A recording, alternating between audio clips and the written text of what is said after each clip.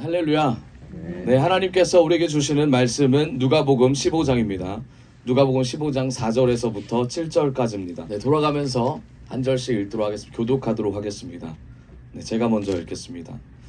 너희 중에 어떤 사람이 양 100마리가 있는데 그 중에 하나를 잃으면 99마리를 들에 두고 그 잃은 것을 찾아내기까지 찾아다니지 아니하겠느냐. 또 찾아낸 즉 즐거워 어깨 메고 집에 와서 그 법과 이웃을 불러 모으고 말하되 나와 함께 즐기자. 나의 잃은 양을 찾아내었노라 하리라. 내가 너희에게 이르노니 이와 같이 죄인 한 사람이 회개하면 하늘에서는 회개할 것 없는 의인 99마리로 말미암아 기뻐하는 것보다 더하리라. 우리 마지막 절 한 번만 다 같이 읽도록 하겠습니다. 시작. 내가 너희에게 이르노니 이와 같이 죄인 한 사람이 회개하면 하늘에서는 회개할 것 없는 의인 99마리로 말미암아 기뻐하는 것보다 더하리라. 아멘. 네, 아멘. 하나님께서 우리에게 주시는 말씀의 제목은 하나님의 관심은 영혼이다. 하나님의 관심은 영혼이다 라는 제목으로 말씀을 선포하도록 하겠습니다. 우리 옆 사람과 인사합시다. 하나님의 관심은 영혼입니다. 앞뒤 사람과 인사합시다. 당신의 영혼을 하나님께서 관심 가지고 계십니다. 아멘. 아멘. 네, 하나님께서 우리의 영혼에 관심을 가지고 계십니다. 네, 영혼을 세우는 귀한 여러분, 저와 여러분 되기를 소망합니다. 아멘. 제가 하나님께 기도하는 것 중에 빼먹지 않는 기도가 하나가 있습니다. 그게 뭐냐면 주님, 저를 바꿔주십시오. 주님, 저와 함께 해주십시오. 주님의 사랑을 알려주십시오. 저 이 세 가지를 항상 놓고 기도합니다. 제가 주님께 주님, 저를 바꿔주십시오 라는 고백을 하면서 기도를 하면서 제가 삶을 살 때는 이런 고백을 많이 합니다. 주님, 제가 변하고 싶습니다. 주님, 제가 바뀌고 싶습니다. 저와 함께 하여 주십시오. 기도뿐만 아니라 삶에서 이 고백을 저와 주님과의 관계를 많이 세워갑니다.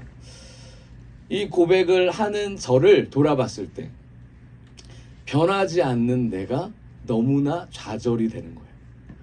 매 순간 이 고백을 하면서 어제도 하고 오늘도 하고 내일도 할 이 고백이 변하지 않는 나에게 좌절을 주는 틈이었다라는 사실을 알게 됐습니다. 제가 하나님 앞에 다가가고 하나님께 기도하면서 올려드린 이 고백 이면에 변하지 않는 나 때문에 제가 괴로워하고 있다는 사실을 알게 됐어요.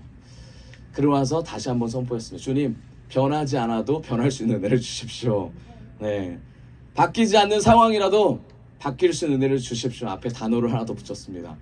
네, 제가 그러니까 마음이 한결 더 편안해지고 하나님의 은혜를 더 사모하게 되더라고요. 나를 변화시켜주지 않는 하나님을 원망하는 게 아니라 지금까지 이끄시는 하나님께 감사와 찬송과 영광을 올리게 되더라고요. 이게 하나님의 자녀, 하나님의 백성의 자세라고 생각이 듭니다. 우리는 어떤 삶을 살고 있습니까? 하나님을 의식하며 사십니까? 아니면 내가 변하는 데에 집중함으로써 하나님이 나의 변화와 상관없다라고 생각하는 그 순간 주님을 원망하십니까? 저와 많이 다르실 거라고 생각이 됩니다. 우리가 하나님을 높이고 하나님으로 거듭나려면 우리가 연약하고 부족하고 그분이 우리의 주인이라는 사실을 매 순간 입으로 고백하기를 바랍니다. 아멘.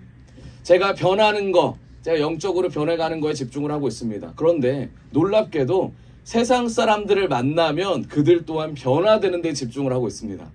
여러분, 불교에 가면 불교도 변화되는 데 집중을 하고요. 천주교를 가면 삶이 변화되는 데 집중을 합니다. 세상 사람들도 자신의 지금 있는 삶에서 변화되려고 최선을 다해서 나아갑니다. 발전하고 변화되는 데에 그들의 인생을 갈아 넣습니다. 좋은 상황과 좋은 형편과 좋은 환경을 그들도 원하고 있습니다. 여러분, 신앙 안에서 우리가 변한다라는 건 굉장히 중요한 메시지입니다. 믿음으로 성숙한 사람은 이 변화에 대해서 반응하기 마련입니다. 어떤 사람입니까? 이런 사람이 바로 복된 사람입니다. 여러분, 하나님이 주시는 이 복이 뭐예요? 예수 그리스도죠. 변하려고 노력하고 그 삶을 예수님께 내드리려고 하는 그 노력 자체가 예수 그리스도로 살아가려고 노력하는 사람. 그게 복된 사람입니다. 옆 사람과 인사합시다. 당신은 복된 사람입니다. 아멘. 네, 이 복된 사람을 조금 더 어려운 용어로 성경에서는 거듭난 사람이라고 말합니다. 아멘. 여러분 거듭나기에 우리가 힘쓰기를 원합니다. 아멘. 아멘. 우리는 이 땅에서 태어납니다. 그렇죠? 이 땅에서 태어나는데 어떻게 하늘의 사고를 할 수 있을까요? 땅의 것만 보고 만족하는 사람이 어떻게 하늘의 것을 보면서 만족할 수 있을까요? 그런데 성경은 하늘의 것을 추구하라고 돼 있죠. 하늘의 것을 사모하라고 돼 있죠. 하나님을 사모하고 하나님의 말씀을 품으라고 돼 있습니다.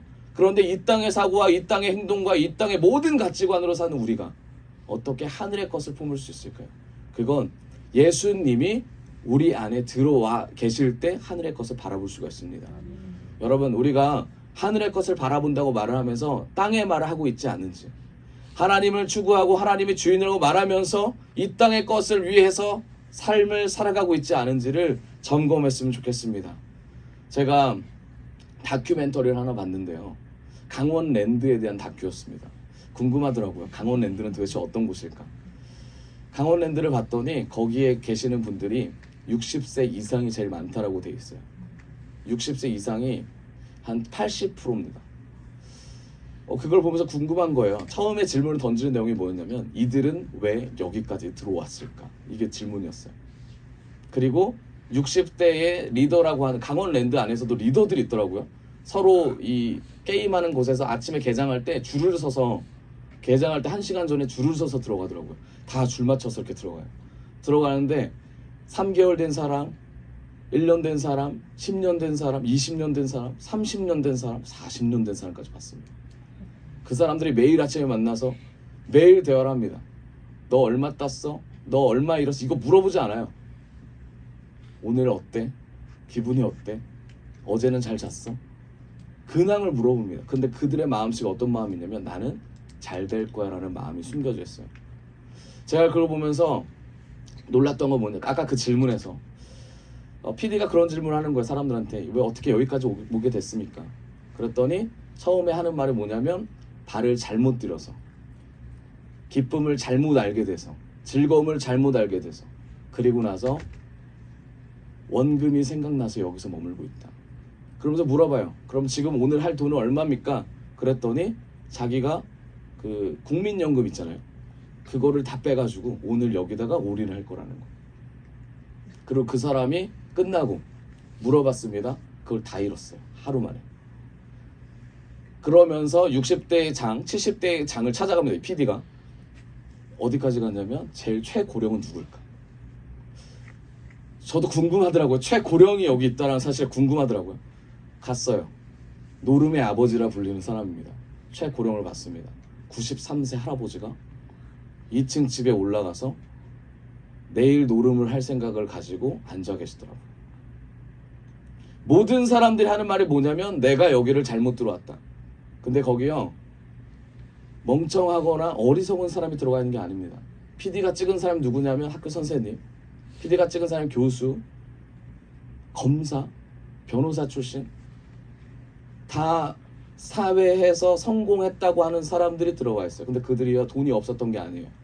20억, 30억, 40억 집이 몇 채씩 갖고 있었던 사람들이 그곳에 왔습니다. 여러분, 사단은요, 우리가 하나님을 잃어버리는 그 순간 사단은 우리 안에 새로운 것이 있다라고 속삭입니다. 그게 뭡니까? 하늘의 것이 아니라 땅의 것이 있다라고 우리에게 속삭여요. 그런데 놀라운 게 뭐냐면 보여지는 것만 땅의 것이 아니에요. 보이지 않는 것들도 땅의 것이 될 수 있다는 거예요. 그게 뭐냐면 관계입니다. 내가 사람과의 관계에서 저 사람의 마음을 얻고자 하는 그 마음, 보이지 않는 그 마음도 땅의 것이 될 수 있다는 거예요. 보이지 않는 마음, 보이지 않는 생각, 그리고 주님께서 말씀하시죠. 어리석은 생각, 그게 어떤 겁니까? 하늘의 것을 생각하지 않고 먼저 그의 나라와 그의 의를 구하지 않는 생각들이 땅의 것이라고 말씀하십니다. 이 땅의 것, 그게 뭐예요? 두려움과 고통과 앞일에 대한 힘듦들, 그 모든 것이 땅의 것이라고 성경은 말하고 있습니다.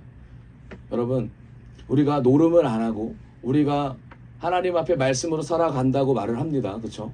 삶에서 도덕적이고 윤리적으로 나아가요. 하지만 진짜 땅의 것은 뭐예요? 하나님의 것이 아닌 나를 바라보는 것.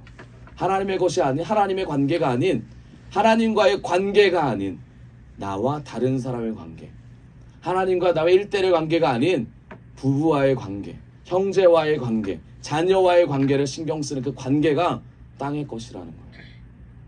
그럼 어떻게 돼요? 풀리지 않는다라는 거죠. 주님께서는 말씀하십니다. 땅의 것을 구하지 말고 하늘의 것을 구하라. 그런데 참 어렵잖아요. 그렇죠? 삶을 살아가면서 부부와의 관계에서 대화에서 싸움을 안 할 수가 없고, 자녀와의 관계에서 싸움을 안 할 수가 없고, 권고를 안 할 수가 없는데 어떻게 이거를 극복합니까? 성경은 말합니다. 거듭나라. 참 어려운 얘기죠. 그럼 어떻게 거듭납니까? 예수 그리스도를 품은 자가 되라. 그럼 예수님은 어떻게 품습니까? 저는 이게 우리 모든 글로벌 비전 교회뿐만 아니라 현대 모든 하나님을 섬기는 자들의 궁극적인 질문이 되어야 된다고 생각합니다. 예수님을 그러면 어떻게 우리 안에 품을 것인가? 네, 생명으로 거듭나라고 성경은 말합니다. 그게 뭐예요? 하나님을 만나야 됩니다. 하나님을 만나시기를 축원드립니다. 하나님을 만나시기를 우리의 인생의 방향과 초점을 맞추기를 원합니다. 우리 옆 사람과 인사합시다. 하나님 만납시다. 하나님 만납시다. 여러분, 다른 길은 없습니다. 주님을 만나야 됩니다. 예수를 만나야 됩니다. 다른 길은 없어요. 내가 잘 먹고 잘 사고 다른 사람을 대접하고 다른 사람에게 헌신과 봉사한다고 하나님의 일을 한다고 주님의 길로 가는 게 아닙니다. 여러분, 이 자리에서 선포합니다. 예수님을 만나셔야 해요. 예수님을 품으셔야 돼요. 성경으로 예수님 안에 말씀으로 거듭난 인생으로 나아가셔야 예수님이 말씀하시는 비전을 볼 수 있습니다. 천국을 소망할 수 있습니다. 이게 성경의 메시지예요. 사단은요, 땅의 것을 주어줍니다. 땅의 것을 흩뿌려줘요. 그리고 예수님을 보지 못하도록, 우리가 예수님을 만나지 못하도록 우리를 계속 방해합니다. 여러분, 예수님을 만나기를 축원드립니다. 모세가 광야에서 예수를 만났습니다. 예수를 만나고 하나님을 만났습니다. 어떻게 됐습니까? 그의 나머지 40년 인생이 하나님께 메인받아서 쓰임받았습니다. 바울은 어떻습니까? 다메섹 도상에서 하나님을 만났습니다. 예수님을 만났습니다. 네가 핍박하는 예수다라고 해서 만났습니다. 그러고 나서 어떻게 됐어요? 인생이 바뀌었습니다. 주변에 있던 사람들이 믿지를 못했어요. 거짓말한다고 생각했습니다. 바울이. 그런데 어떻게 됐어요? 실제로 바울은 거듭난 인생을 살았어요. 예수를 만나고 나서 우리의 방향과 우리의 모든 행동 거치가 다 바뀐다는 사실을 우리는 선진들을 통해서 볼 수 있습니다. 여러분, 주님이 우리의 목표가 되기를 원합니다. 주님께서 말씀하십니다. 너의 관심사가 어디 있느냐? 너는 지금 어디를 바라보고 나아가느냐? 이게 우리의 궁극적인, 우리의 가장 중요한 목적이 됐으면 좋겠습니다. 먼저 그의 나라와 그의 의를 구하라. 그리하면 이 모든 것을 너에게 더하시리라. 잘 아시죠? 마태복음 6장 33절입니다. 복을 받기를 원하고 예수를 만나기를 원한다면 그의 나라와 그의 의를 구하는 우리 모두가 되기를 원합니다. 제가 핸드폰을 가지고 있다가요, 전화가 한 통이 왔습니다. 엘리베이터를 탔어요. 탔는데 전파가 끊겼습니다. 전화가 끊겼어요. 중요한 전화였습니다. 전화가 끊겼어요. 전화가 왜 끊기지? 엘리베이터니까 생각했습니다. 제 전화가 옛날 전화가 아닌데도 불구하고 끊겼어요. 그리고 나서 제가 생각했습니다. 하나님의 관계도 이와 같구나. 하나님께서는 우리 인간을 최고의 하나님의 형상으로 만드셨습니다. 최고의 피조물로 세상을 다스리라고 창세기 1장 27절에 말씀하십니다. 생육하고 번성하고 다스리라고 말씀하시고 하나님께서 땅에 충만하라고 말씀하셨습니다. 핸드폰보다 우리가 더 귀하고 값진 존재입니다. 그런데 하나님과의 관계가 단절되는 그 순간 우리는 무용지물이 됩니다. 더 이상 우리는 필요가 없게 돼요. 더 이상 우리는 하나님과 관계가 끊어지는 그 순간 우리의 가치, 우리의 달란트, 우리에게 주신 은혜가 더 이상 빛을 발할 수가 없습니다. 핸드폰을 통해서 제가 알게 됐어요.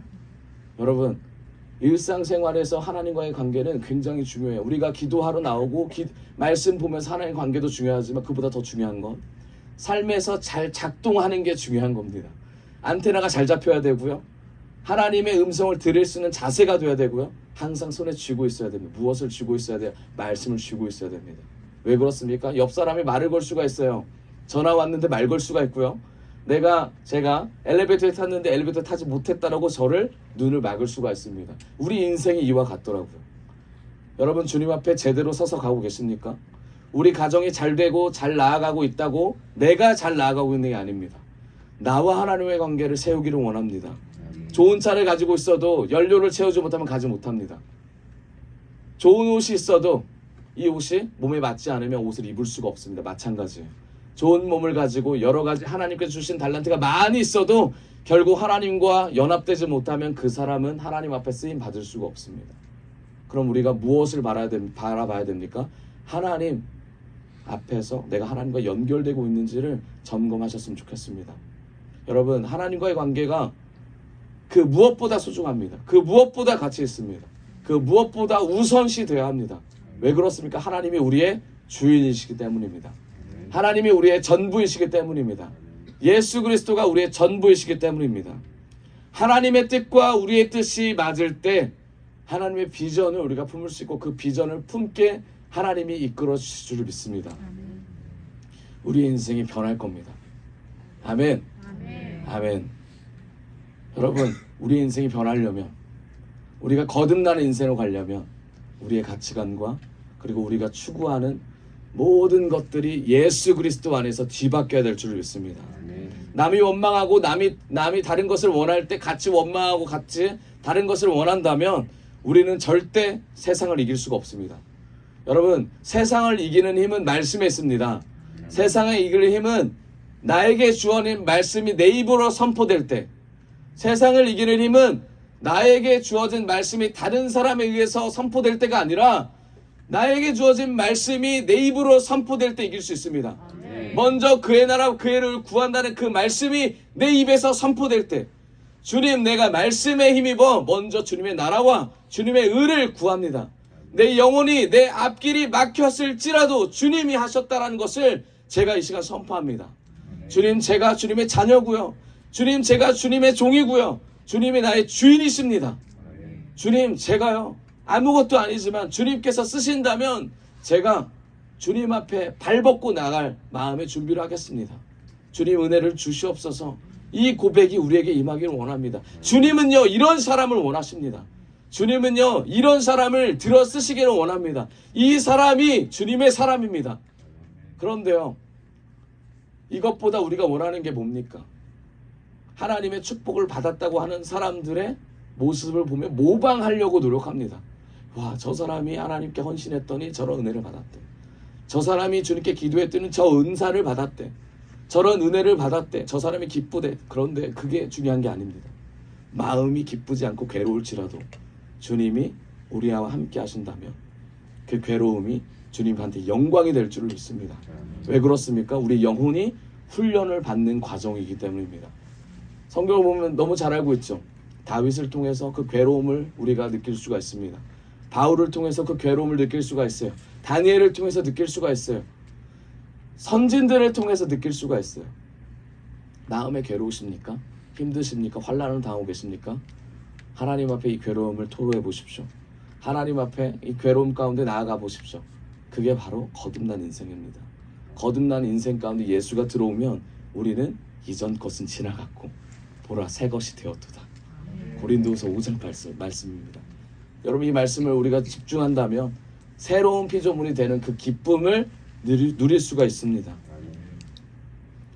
여러분, 변신하거나 변장하지 마세요.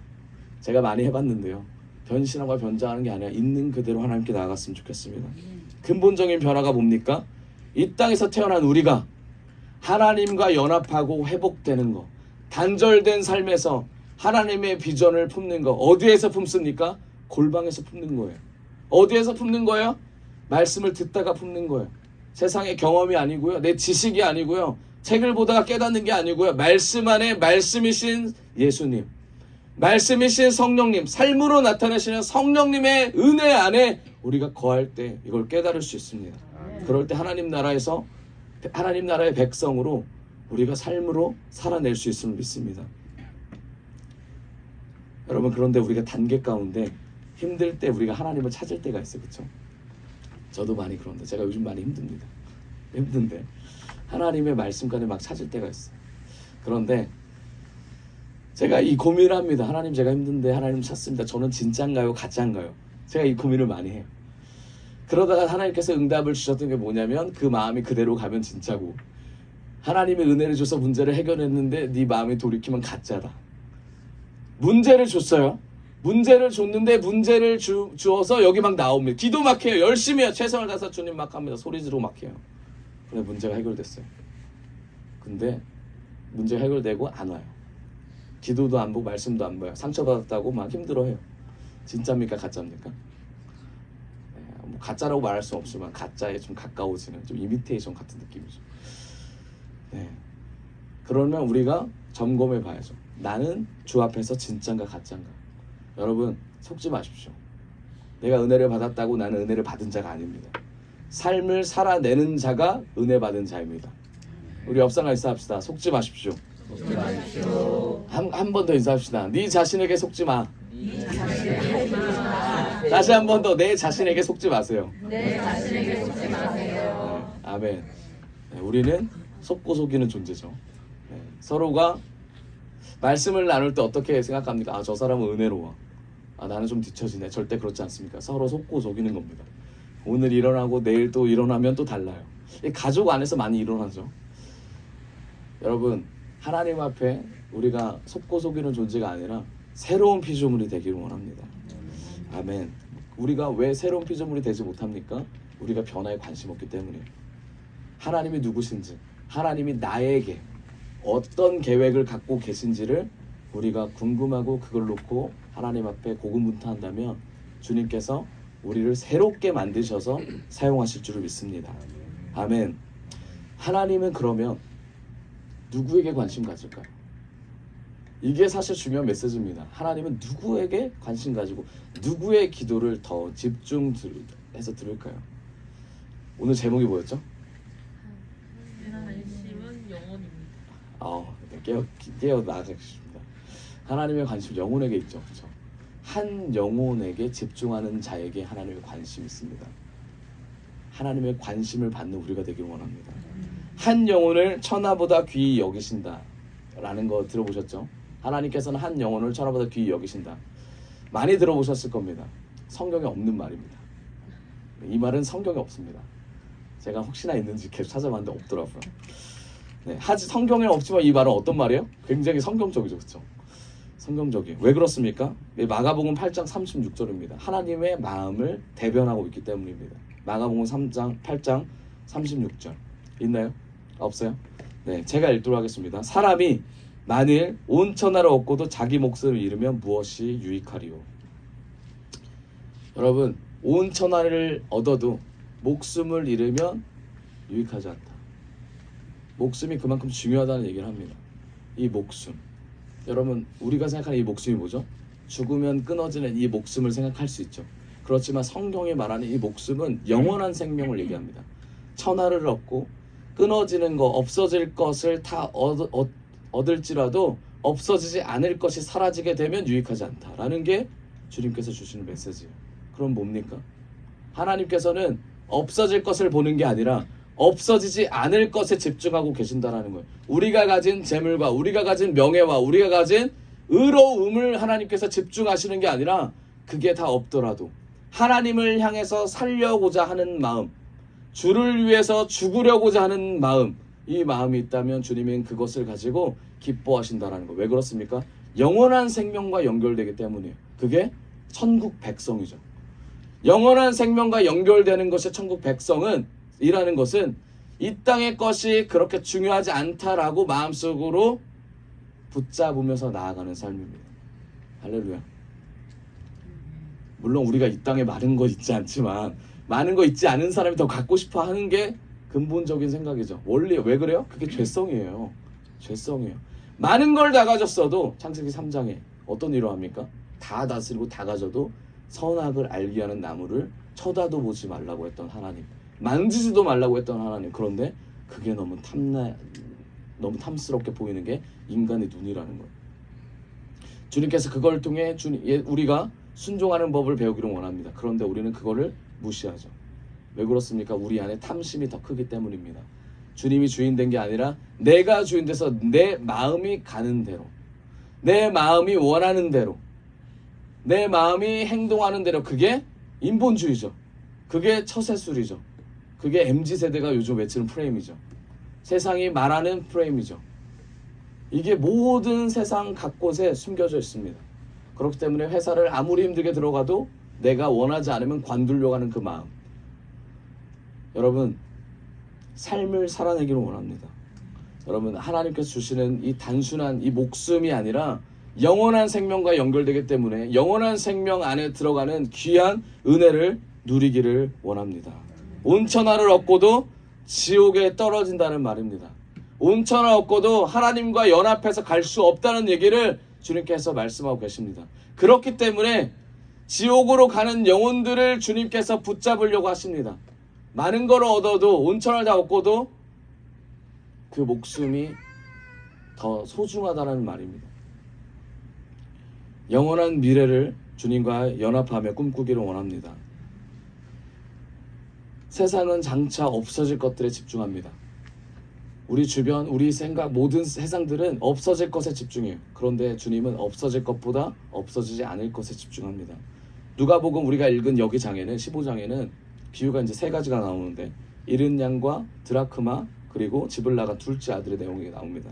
여러분, 이 세 가지를 주님께서 얘기하실 때 동기가 있어요. 동기. 어떤 동기냐면 누가복음 15장 1절입니다.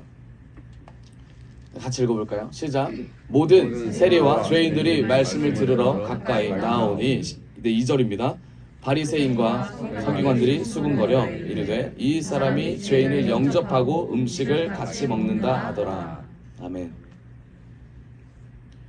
모든 세리와 죄인들이 말씀을 들으려고 나옵니다. 예수님께서 말씀을 전하고 계실 때 죄인이라고 생각하는 사람들, 그때 당시에 사람들이 싫어했던 사람들, 저 사람은 가까이 하면 안 돼라고 했던 사람 무리들이 예수의 말씀을 들으러 옵니다. 그런데 그때 누가 나타나죠? 바리새인과 서기관이 수군거리면서 말을 합니다. 뭐라고 합니까? 이 사람이 죄인을 영접하고 음식을 같이 먹는다. 이 사람이 누구예요? 예수님이죠. 예수 그리스도예요. 예수 그리스도가 쟤들이랑 친하네. 예수 그리스도가 친함과 동시에 그 말씀은 쓰레기가 되는 거예요. 이들한테는 가치가 없게 됩니다. 그런데 예수님께서 이 1절, 2절을 통해서 그 다음에 쫙 이 비유를 통해서 말씀하세요. 결국 뭐야? 이건 누구를 위한 말씀이다? 죄인이 아닌 바리새인과 서기관을 위한 말씀이다로 시작이 되는 거예요.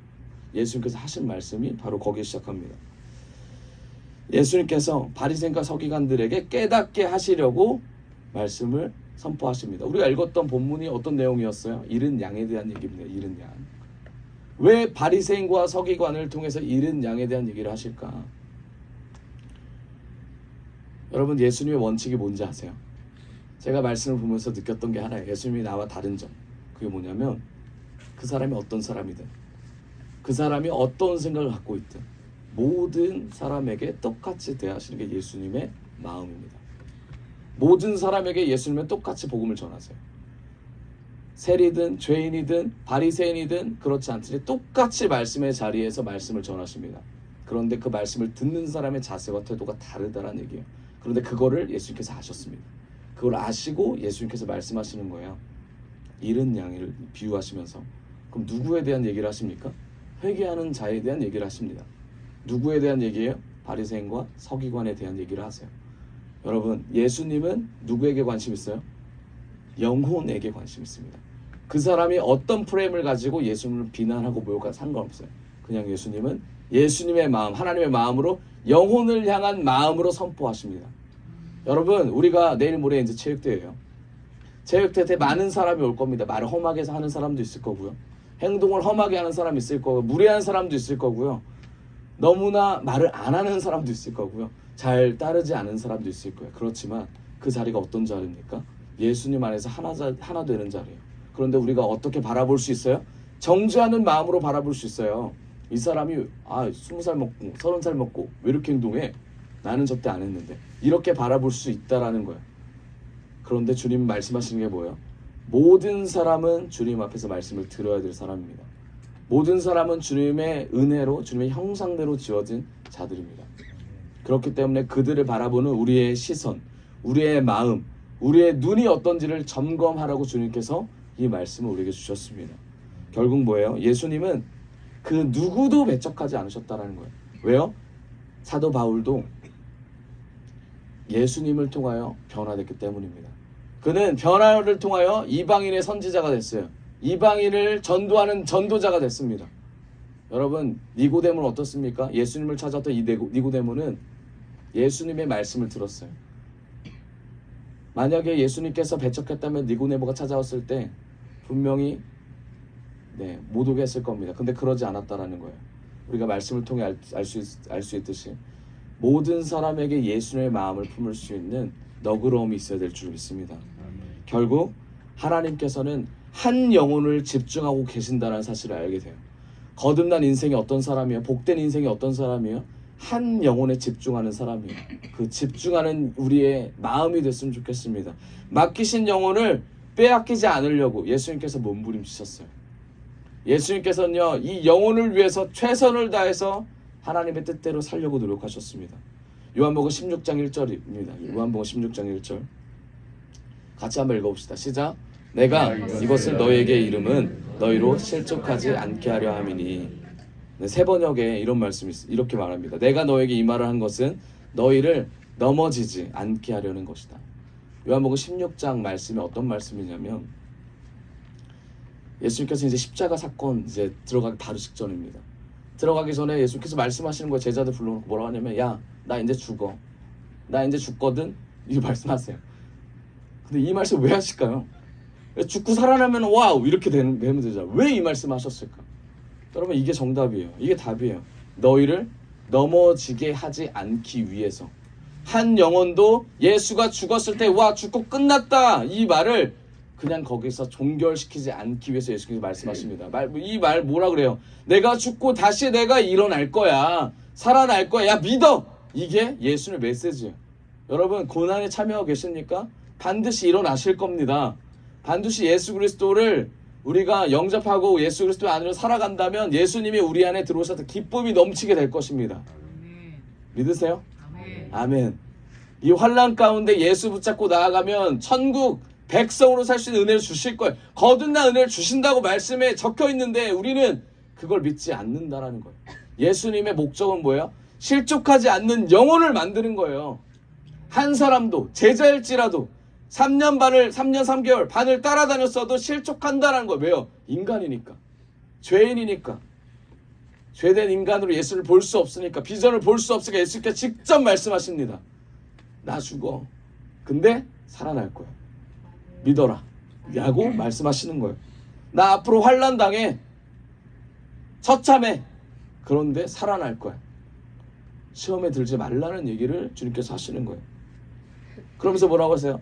당연한 얘기를 말씀하세요. 예수님께서 세상이 너희를 미워하는 것이 아니라 나를 미워하기 때문에 나를 믿는 너희가 고통당하고 핍박받는 거야. 세상은 너희를 미워하는 게 아니야. 나를 믿는 너희를 미워하는 거야. 사단이 그렇거든. 주님을 미워하는 것뿐. 무슨 말입니까 이게? 영적 전쟁을 계속하고 있다는 거예요. 영적 전쟁의 원리를 우리가 알고 쫓아가고 이거를 거듭난 인생으로 계속 우리 인생이 그렇게 되기를 원한다면 이거를 넘어갈 수 있는 힘이 생길 줄 믿습니다. 여러분, 주님은 우리를 넘어뜨리려고 하시는 분이 아니에요. 우리를 세우시려고 하십니다. 그러면 예수님이 살아나셨을 때 제자들의 마음은 어땠을까요? 예수님이 말씀하신 대로구나. 예수님이 그러셨구나. 하나님이 우리를 버린 게 아니구나. 하나님의 놀라우심을 다시 한번 선포할 수 있잖아요. 누가 그랬어요? 제자들이 그랬어요. 제자들 믿음 없었거든요. 베드로는 부인까지 했던 사람이에요. 그런데 예수님이 부활하고 나셔서 베드로를 만나러 가시고, 그리고 나서 베드로와 그 밖의 제자들이 예수님의 완전한 모습을 보시고 그리고 삶을 살았다라는 거예요. 주님의 백성으로 살겠다고 다짐했다라는 거예요. 그들의 삶은 어떻습니까? 결국 다 순교당했잖아요. 그런데 그들은 천국 백성으로 하나님의 말씀을 힘입어 나아갔다라는 거예요. 여러분, 없어질 것에 집중하지 않았으면 좋겠어요. 없어지지 않을 것에 우리의 영혼이 묶인 바 됐으면 좋겠습니다. 그게 천국 백성의 자세라는 거죠. 성경은 말합니다. 말세와 환란이 올 거예요. 종말이 올 겁니다. 마태복음 25장에 보면요, 그날은 알지 못한다고 되어 있어요. 말세와 환란을 우리가 기대하잖아요. 그렇죠? 요한계시록에 보면 예수님께서 흰 말을 타고 오실 겁니다. 그런데 그때는 예수님 앞에 선택된 자들, 그들만이 주님과 함께 할 수 있어요. 주님과 함께 살아갈 수 있습니다. 여러분, 우리는 반드시 시작과 알파 오메가이신 예수님을 바라봐야 돼요. 주님께서 주시는 메시지는 사망 권세를 이기신 예수 그리스도의 능력이에요. 이게 복음을 품은 자가 살아갈 수 있는 거예요. 알파 오메가는요, 오늘 시작과 끝이고요. 태초에 시작했고 종말이 있다라는 거 이 안에 매일 매순간 알파 오메가가 작용하는 거예요. 매일 매순간 하나님의 섭리가 우리 안에 들어오는 거예요. 하나님의 시간이 우리 안에 들어오고요. 하나님의 말씀이 우리 안에 들어올 때 이 말씀이 들어가고 나가고 이 삶을 통해서 우리의 영혼이 살아가는 거예요. 그럴 때 우리가 자연스럽게 할 수 있는 게 성령이 들어와서 살 수 있는 게 뭐예요? 그게 회개라는 거예요. 회개의 영이 임할 때 우리 영이 살아나고요. 이 회개의 영이 작용하는 모든 사람들마다 같은 회개가 일어나요. 같은 회개, 같은 영이 일어날 때 이 영이 연합이 돼서 주를 높이는 거예요. 그러면 그 자리는 진이 돼요. 진. 하나님이 주시는 메시지의 진, 성령의 진, 말씀의 진, 그 어떤 진을 어떠한 마귀가 공격이 들어와도 이겨낼 수 있다라는 거예요. 하나님께서 주시는 메시지가 그만큼 강력하다는 걸 말해주는 거예요. 무엇을 품을 때요? 주님 다시 오실 날을 품을 때. 이게 재림의 메시지잖아요. 근데 우리가 어떻게 살아야 되냐? 어떻게 살아야 되겠습니까? 그냥 주님 언제 오실지 모르는 그 재림 붙잡고 나아갑니까? 성경을 이해하지 못하고 오해하고 곡해했던 디모데전서 사람들이 그랬어요. 아, 그럼 오늘 다 버리고 나 오늘 아무것도 안 하고, 바울 네 말대로 오늘 나 아무것도 안 하고 종말을 기다려보자. 근데 뭐라 그럽니까? 아, 그거 아니다. 삶을 살아라. 주님과 연합된 삶을 살아야 된다. 다시 편지를 보내잖아요. 여러분, 예수님을 품은 자, 진짜 예수님을 품은 자들은 삶에서 최선을 다해 하나님과 살아내려고 노력합니다. 그런데 이단은 이걸 잘못 이용하죠. 그래서 어떤 일을 합니까? 5대양 사건이 일어나잖아요. 25명이 다 같이 죽는 사건. 그날 재림의 날을 기다렸다 해서 다 같이 죽는 사건. 여러분, 어제 뉴스가 하나 나왔습니다. 어제 뉴스. 어떤 남자가요, 삼촌이 있는데 그 삼촌이 너무 잘 믿어요. 근데 그 삼촌이 이단 얘기예요. 너무 잘 믿는데 그 삼촌이 몇 명의 그 성도를 데리고 있었습니다. 그런데 그 삼촌이 죽었어요. 근데 이 청년이 남자인데 20살 군대 갔다 온 사람입니다. 근데 사람이 죽었습니다. 그런데 죽었다는 신고를 안 했어요. 왜 그랬을까요? 왜 그랬냐면 삼촌이 부활할 거를 믿었어요. 어제 나왔던 뉴스예요. 그래서 부활에 대한 일기를 썼습니다. 옆에서 시신을 바라보면서 오늘은 어떻게 부활할 것인지에 대한 일기를 썼어요. 여기 나중에 검색해보세요. 믿음. 어떤 믿음을 가지고 우리가 살아갈까요? 여러분, 주님 부활하시는 거 믿으시죠? 믿으세요? 재림하실 거 믿으세요? 다시 오실 거 믿으세요? 우리의 삶에서 주님이 우리의 삶에서 역사하고 계신다는 거 믿으십니까? 그런데 이 믿음이 말씀에 기초하고 우리의 삶에서 기초하지 않으면 이 믿음이 오해가 된다라는 거예요. 여러분, 깨어있기를 원합니다. 예수님께서 우리를 실족하지 않게 하기 위해서 우리에게 은혜를 주시고 말씀을 주시고 믿습니다. 그럼 말씀에 반응하는 인생을 살기 원합니다. 요한복음 18장 9절입니다. 예수님께서 실족하지 말라고 또 어떤 행동을 하시냐면요. 다 같이 읽어봅시다. 시작. 이는 아버지께서 내게 주신 자 중에서 하나도 잃지 아니하였사옵나이다 하신 말씀을 응하게 하려 함이로라. 아멘. 예수님께서 기도를 하고 계신데요.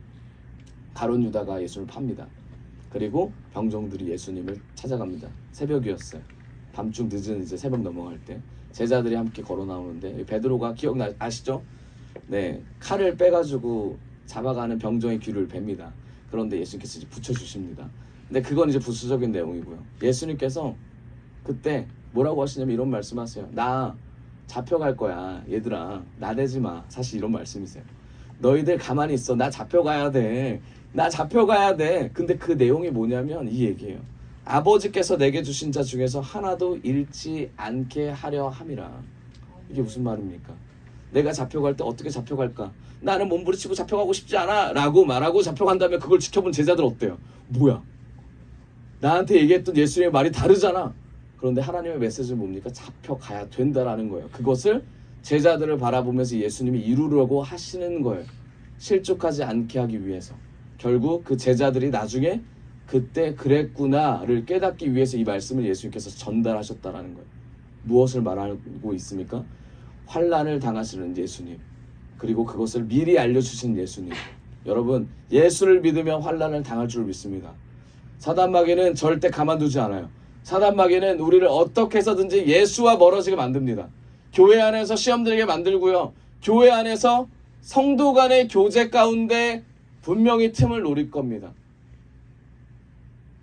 가정 안에서 틈을 노릴 거고요. 마귀는 계속 그것을 공략할 겁니다. 그런데 깨어있는 자들, 살아 역사하시는 주님의 말씀에 노출되어 있는 우리들은 이겨낼 줄을 믿습니다. 여러분, 몸부림치십시오. 저와 여러분도 몸부림치는 인생 되기를 원합니다. 많은 정보가 있습니다. 많은 메시지가 옛날과 같지 않아요. 많은 메시지가 흘러가요. 인터넷을 키면요, 클릭 2번만 하면요, 1번만 하면요, 말씀이 쏟아집니다. 그런데 세상은 변하지 않아요. 나는 바뀌지 않아요. 변화되고 싶은데, 주님 만나고 싶은데 바뀌지 않아요. 그런데 인터넷 정보나 그 밖의 문화들이, 정보들이 없을 때, 옛날에는요, 엄청 먼 거리여도 말씀을 들으러 갔습니다. 많은 분들이 걸어서 갔다 그래요. 산 2개를 넘고 갔다고 합니다. 왜 그랬을까요? 왜 그때는 말씀이 없어서 그렇게 걸어갔을까요? 지금은 많아서 안 갈까요? 그렇지 않습니다. 제대로 된 삶을 살아낼 수 있는 마음의 감동이 없기 때문이에요. 내 안에 이 말씀이 너무나 많이 들어와서 내가 붙잡을 말씀이 없다라는 것, 그만큼 내가 갈급함이 없다라는 것을 반증합니다. 여러분, 우리가 주님 앞에서 갈급하기를 원해요. 우리 심령이 주님 앞에 매여 갈급한 인생으로 가기를 원합니다. 우리가 어떻게 갈급할지에 대한 것은 우리의 삶을 보면 알게 됩니다. 여러분, 어떤 삶을 사십니까? 갈급하게 주님 앞에 무릎 꿇고 계십니까? 같은 공간이라도 어떤 분은 무릎 꿇고 기도하시고 손을 들고 계시는 분이 있는 반면에 어떤 분은 구석에서 잠잘 준비를 하신 분이 계실 거예요. 네, 물론 여기는 없겠지만 그런 분들이 있을 거예요. 그런데 우리의 삶도 그렇다라는 거예요. 주님 뭐 될 대로 되라. 어차피 이끌 주님의 섭리 가다가 돌 맞으면은 주님 만나는 거고, 내가 아무리 찾아도 주님 음성 들리지 않으니까 나는 그냥 살다가 가겠다, 이런 인생이 아니라는 거예요. 주님이 주신 그 환경과 순간 가운데 여러분 인생을 살아가기를 원합니다. 여러분, 몸부림치십시오. 몸부림치십시오. 예수님께서 예루살렘에 입성하실 때 수십만의 인파가 있었습니다. 수십만의 사람들이 호산나 다윗의 자손이여 막 종려나무 가지를 흔들었습니다. 여러분, 근데 예수의 마음이 어땠는지 아세요? 5일 뒤에 나 죽어, 이 마음이었어요. 예수님 돌아가시는 걸 아셨어요. 예수님 돌아가시는 걸 아셨단 말이에요. 많은 이들이 찬송하리로다, 이걸 했는데 예수님의 마음은 어땠을까요? 여러분 생각해 보세요. 예수님께서는 죽으러 가시는 거기에 마음 편히 가셨을까요? 그런데 그 말을 못 하시죠. 그 마음을 표현하지 못하세요. 왜 그렇습니까? 하나님의 뜻이었기 때문이죠. 예수님이 들어가실 때 제자들의 마음은 어땠을까요? 제자들의 마음, 예수님이 돌아가시는구나, 이 마음이 품었을까요? 아니에요. 제자들은 예수를 바라보면서 이런 마음을 품었어요. 진짜 왕이 되나? 진짜 왕이 되겠지? 그럼 우리는 뭐하지? 왕이 되면 옆에서 뭐하지? 세상에 관심이 있었다는 거예요. 예수님을 쫓아감에도 불구하고. 가룟 유다는 어땠어요? 팔 마음이 있었어요, 예수님을. 그런데 마음속에 이 가룟 유다는 또 어떻게 마음이 들어요? 내가 팔았는데 진짜 예수님이 왕이 되면 어떡하지? 두 마음을 가지고 쫓아갔다는 거예요. 여러분, 우리는 항상 두 마음에 흔들립니다. 두 마음. 예수님 편에 서십시오.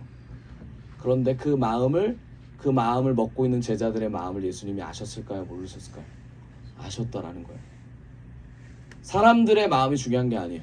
예수님은 자신이 데리고 있었던 제자들의 마음까지도 알았다라는 거예요. 그런데 예수님은 그 마음을 품으셨어요.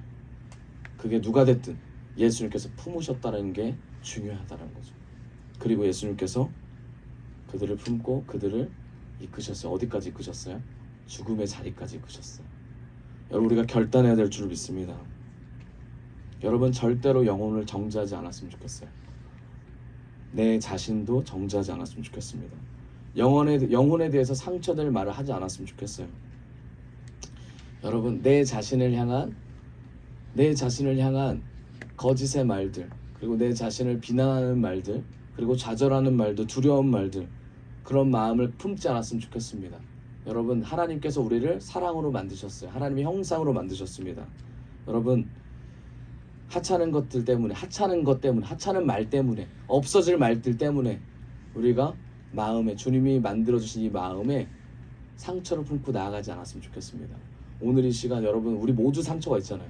이 상처가 해결됐으면 좋겠어요. 예수님의 은혜로, 예수님의 말씀으로 이 상처가 해결되길 원합니다. 예수님의 마음을 알기 원합니다. 여러분, 마태복음 10장 29절입니다. 예수님께서 말씀하세요. 같이 읽어볼게요. 시작. 예수께서 말씀하셨다. 10장 29절. 네. 예수께서 말씀하셨다. 내가 진정으로 너에게 말한다. 나를 위하여, 또 복음을 위하여 집이나 형제나 자매나 어머니나 아버지나 자녀나 논밭을 버린 사람은 30절. 지금 이 세상에서는 받게도 받겠지만 집과 형제와 자매와 어머니와 자녀와 논밭을 100배나 받을 것이요 오는 세상에서는 영원한 생명을 받을 것이다. 아멘. 여러분, 영원한 생명을 받기를 원합니다. 영원한 생명을 추구하기를 원합니다. 마가복음 8장 35절. 마가복음 8장 35절입니다. 같이 읽어봅시다. 시작. 누구든지 자기 목숨을 나와 복음을 위하면 자기 목숨을 잃으면 구원하리라. 아멘. 여러분, 자신의 영혼을 신경 쓰는 귀한 백성 되기를 원합니다. 자신의 영혼이 제일 먼저 세워줘야 돼요. 자신의 영혼. 내 영혼이 세워지는 거, 이게 나와 하나님의 관계라고 했잖아요. 이게 구원받은 백성입니다. 거듭난 인생. 그럼 남의 인생은 어떻게 해야 되냐? 이웃을 어떻게 사랑해야 되냐? 당연히 해야죠. 다른 사람을 살리는 것은 하늘의 상급이에요. 여러분, 내 영혼을 먼저 세우고 하늘의 상급을 구하십시오. 내 영혼도 세우지 못하고 팽개쳐 놓고 하나님의 상급을 구한다면 하나님 원치 않으세요. 여러분, 우리가 내일 모레 오는 많은 준비를 하시잖아요. 하나님께서 열심을 원하지 않습니다. 마음을 원하시죠. 하나님과의 관계를 원하십니다. 주님, 힘들어요. 너무나 지쳤어요. 그 말을 주님께 올려보세요. 주님, 너무나 기대됩니다. 그 말을 올려보세요.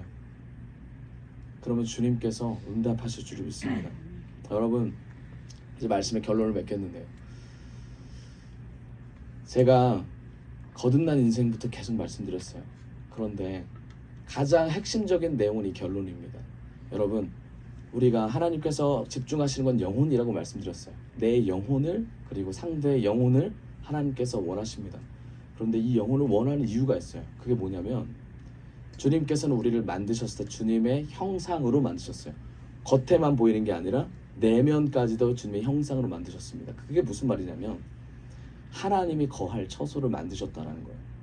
주님께서 우리에게 성령의 사람으로 만드셨다는 얘기인데, 우리가 말로서 상처 주고 행동으로서 상처 주고 무시하고 우리뿐만 아니라 상대를 깔아뭉개고 하나님의 백성으로 인정하지 않는 순간 성령을 무시하는 거예요. 성령을 무시하고 그 사람 안에 있는 예수 그리스도를 무시하는 거예요. 성경이 말하는 성령 해방죄가 됩니다. 하나님께서 영혼을 집중하는 것에 우리가 방해하는 거예요. 왜냐하면 그 영혼이 변화돼서 성령 받아서 온 유대와 사마리아 땅끝까지 복음을 전하는 증인이 될 텐데, 그것을 우리가 볼 수 있는 눈이 없게, 그리고 그 사람이 그렇게 되지 않도록 우리가 만드는 거예요. 우리 안에 유익과 이익으로, 우리 안에 죄성으로. 그렇기 때문에 우리는 반드시 하나님의 백성이라면 그 사람을 예수 그리스도의 능력으로 세워줘야 될 줄 믿습니다. 성령을 해방하지 마십시오. 성령을 해방하지 않는 인생이 되길 원합니다. 아멘. 네, 우리 옆 사람과